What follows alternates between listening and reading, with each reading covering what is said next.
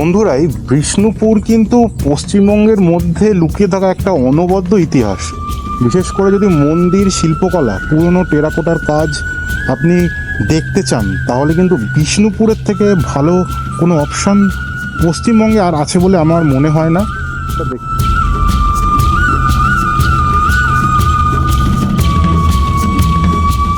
এই রাধেশ্যাম মন্দির যেটা আমার পেছনে এখন আছে, সেটার অবস্থা কিন্তু খুব একটা ভালো নয়, অনেকটাই ক্ষতি হয়ে গেছে।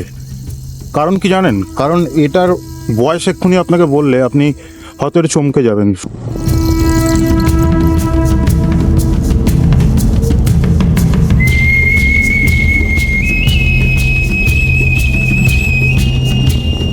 বিষ্ণুপুরের রাস্তায় দর্শনীয় স্থানগুলোর বাইরে আপনারা দেখতে পাবেন সেখানকার লোকাল মানুষ তাদের হাতের তৈরি বিভিন্ন পোড়ামাটির কাজের জিনিস নিয়ে বসে আছে আপনাদের জন্য। এদের কাছ থেকে কিন্তু আপনারা চাইলেই সংগ্রহ করতে পারেন বিভিন্ন ঘর সাজানোর ও নিত্য প্রয়োজনীয় দ্রব্য। এরা কিন্তু এদের জীবনের দৈনন্দিন চাহিদা মেটানোর জন্যই এই সামান্য কুটির শিল্প করে থাকে। বিশাল কোনো রাজপ্রাসাদ বানানো কিন্তু এদের লক্ষ্য নয়, তাই জন্য এদের কাছ থেকে বেশি দরদাম করতে যাবেন না।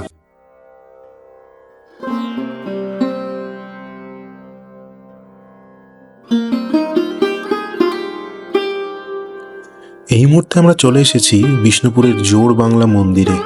অপূর্ব স্থাপত্যকলার এই মন্দিরটি মল্লরাজ প্রথম রঘুনাথ সিংহ 1655 খ্রিস্টাব্দে প্রতিষ্ঠা করেছিলেন। পরস্পর সংযুক্ত দুটি দোচালা কুটিরের সমন্বয়ে গঠিত এবং সংযুক্ত অংশের মধ্যস্থলে একটি চারচালা শিখর বিদ্যমান রয়েছে, তাই মন্দিরটির নাম জোড় বাংলা। কৃষ্ণরায় মন্দির নামে পরিচিত হলেও বাংলার স্থাপত্য অনুসারে এটিকে জোড় বাংলা মন্দিরই বলা হয়। মন্দিরের চারিদিকে রামায়ণ মহাভারতের কাহিনী, শিকারের দৃশ্য, সামাজিক জীবনযাত্রার দৃশ্য সেই সময়কার শিল্পীরা সুন্দরভাবে ফুটিয়ে তুলেছিলেন। বাংলার পোড়ামাটির অলঙ্করণের শ্রেষ্ঠ নিদর্শন হিসাবে এই মন্দিরটি পরিচিতি রয়েছে। এই মন্দিরটিতে প্রবেশ করতে গেলে আপনাকে 25 টাকা দিয়ে একটি টিকিট সংগ্রহ করতে হবে এবং এই একটি টিকিটের মাধ্যমেই আপনি বিষ্ণুপুরের যে কোনো মন্দিরের ভেতর প্রবেশ করতে পারবেন। এই আশ্চর্য শিল্পকলা দেখে আপনি কিন্তু মুগ্ধ হতে বাধ্য। সত্যি বাংলার আনাচে কানাচে কতই না ইতিহাস স্থাপত্য লুকিয়ে আছে, যা আজও আমরা হয়তো দেখে উঠতে পারিনি।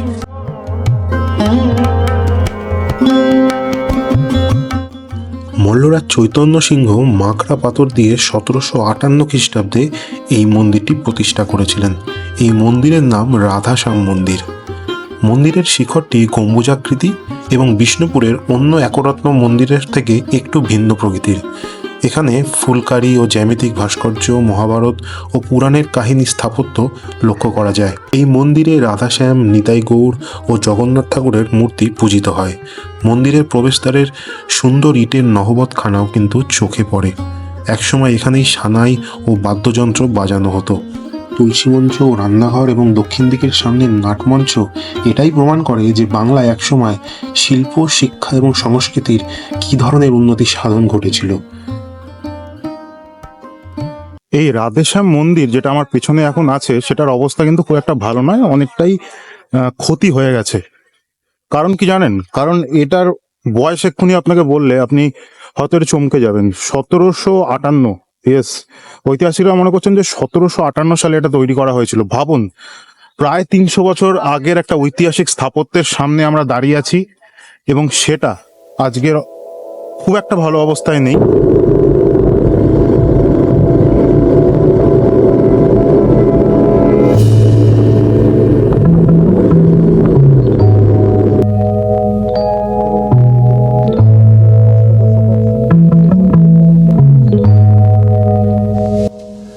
মাকড়া পাথরের তৈরি এই নন্দলাল মন্দিরটি সপ্তদশ শতাব্দীর দ্বিতীয়ার্ধে নির্মিত এবং দেখাই যাচ্ছে এটি একটি একরত্ন মন্দির।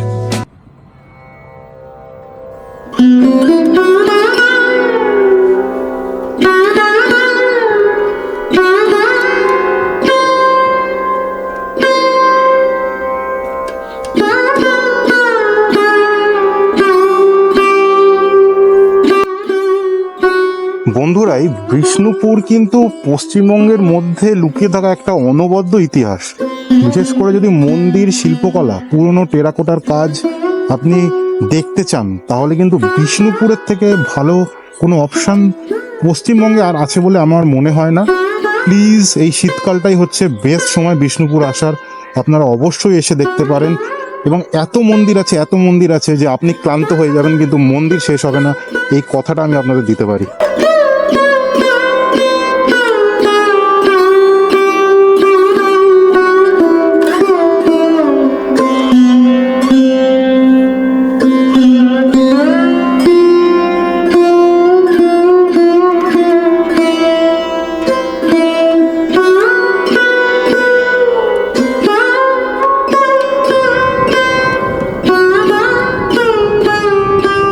এই মুহূর্তে আপনারা দেখতে পাচ্ছেন শ্যামরায় মন্দির। এখানে অনেকে এটিকে পাঁচচূড়া মন্দিরও বলে থাকেন। টেরাকোটার কাজে সমৃদ্ধ এই পঞ্চরত্ন মন্দিরটি 1643 খ্রিস্টাব্দে মল্লরাজ রঘুনাথ সিংহ প্রতিষ্ঠা করেছিলেন। পোড়ামাটির অলঙ্করণের প্রাচুর্যে এই ইটের মন্দিরটি বিষ্ণুপুরের মধ্যে সর্বশ্রেষ্ঠ। দক্ষিণমুখী এবং দেবালয়ের দক্ষিণ দিকের দেওয়ালে 4 লাইন নিবন্ধ এখানে উল্লেখ করা আছে, যার অর্থ হচ্ছে রাধাকৃষ্ণের আনন্দের জন্য নরেশ বীর হাম্বিরের পুত্র নৃপ রঘুনাথ সিংহ 949 মল্লাব্ধে এই নবরত্ন মন্দিরটি দান করলেন। এই মন্দিরের বাইরে ও ভেতরের দেওয়ালে রাসলীলা ও রামায়ণ মহাভারতের দৃশ্য কিন্তু আপনার মন কেড়ে নেবে।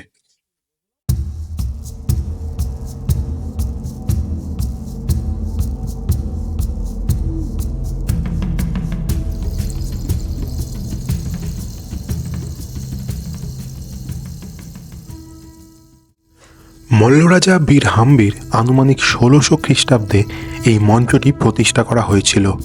মল্লরাজাদের আমলে বার্ষিক রাস উৎসবের সময় বিষ্ণুপুরের যাবতীয় রাধাকৃষ্ণ বিগ্রহ জনসাধারণের দর্শনের জন্য এই রাসমঞ্চে নিয়ে আসা হতো। 1600 খ্রিস্টাব্দ থেকে 1932 খ্রিস্টাব্দ পর্যন্ত এই রাস উৎসব পালন করা হয়েছে। এ এক অভিনব স্থাপত্য যা ভারতবর্ষের কেন সারা পৃথিবীর আর কোথাও দেখা যায় না। এই রাসমঞ্চের নিচের বেদিটা মাকড়া পাথর দিয়ে তৈরি, আর উপরের দিকটা ইটের ভাস্কর্য। সৌধটির উপরের দিকটা পিরামিড আকৃতি এবং মাঝের দিকটা বাংলার চালার ন্যায় তৈরি করা হয়েছে।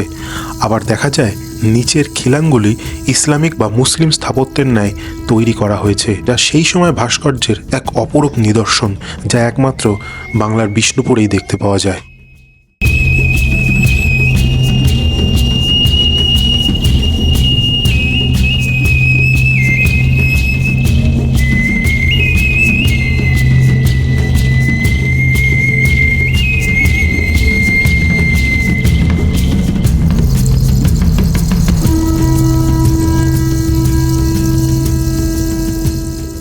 তো বন্ধুরা, এই মুহূর্তে আমি চলে এসেছি হচ্ছে আমার হোটেলের রুমে। আর এতদিন অবধি আমি আমার বিভিন্ন ভিডিওতে তোমাদেরকে আমি এক্সট্রিম চিপ হোটেল দেখিয়েছি, কিন্তু আজকে যে রুমটাতে থাকছি হোটেলের, সেটা কিন্তু অত্যন্ত এক্সট্রিম চিপ। এবং সব থেকে মজার কথা যেটা হচ্ছে, সেটা হচ্ছে এই রুমটার ভাড়া হচ্ছে মাত্র 500 টাকা। ইয়েস, এই রুমটা আমি ভাড়া নিয়েছি 500 টাকায়, কারণ আমার আহামরি রিকোয়ারমেন্টস নেই। আমার জাস্ট রাতটুকু কাটানোর ব্যাপার আছে, অ্যান্ড কালকে সকালবেলা আমি এখান থেকে বেরিয়ে যাব। সো বেশি টাকা দিয়ে দারুণ রুম নিয়ে কোনো লাভ নেই। আর এই রুমের বাথরুমটা সেটা বাইরে আছে, মানে এই রুমেরই অ্যাটাচ বাথরুম, ওটা অন্য কেউ ইউজ করবে না, কিন্তু এই রুমের মধ্যে নেই। তো এই লজটার নাম হচ্ছে মোনালিসা লজ। তোমরা চাইলে আসতেই পারো, আমি ডিসক্রিপশন বক্সে লিঙ্ক দিয়ে দেবো। অনেক পুরোনো একটা লজ, আগেকার দিনের কনসেপ্ট অনুযায়ী তৈরি। তো আমি কোনো খারাপ বলছি না, যাদের কম বাজেট আছে বা সত্যি কথা বলতে কি, বিষ্ণুপুরে এসে বিশাল হোটেলে থাকার সেই অর্থে কোনো মানে আমি খুঁজে পাচ্ছি না। তো সেই জন্য আমি এটা নিয়েছি। অন্যেরা চাইলে অন্য হোটেলও থাকতে পারে, সেটা কোনো ব্যাপার নয়। তো এই হচ্ছে আজকে আমার রুম, ঠিক আছে। হ্যাঁ, এইটুকুনি রুম, একটা বেড আছে, এখানে জামা কাপড় রাখার জায়গা আছে, এখানে কিছু জিনিসপত্র রাখার জায়গা আছে। আর ঘরে আলোটা কিন্তু খুবই কম, তাই জন্য একটু অন্ধকার অন্ধকার লাগছে। এখানে নর্মাল স্টাফ, টেবিল রাখার জায়গা আছে। আর এখানে একটা ছোটখাটো কিছু রান্না টান্না যদি তোমরা করতে চাও, সেরকম জায়গা আছে। এখানটা জানলা, যেখান দিয়ে বাইরে দেখা যায়। আর এখানে কিন্তু একটা টিভিও আছে, প্লাস কেবল কানেকশনও আছে, তো তোমরা চাইলে টিভিও দেখতে পারো। এবং এই হচ্ছে রুম।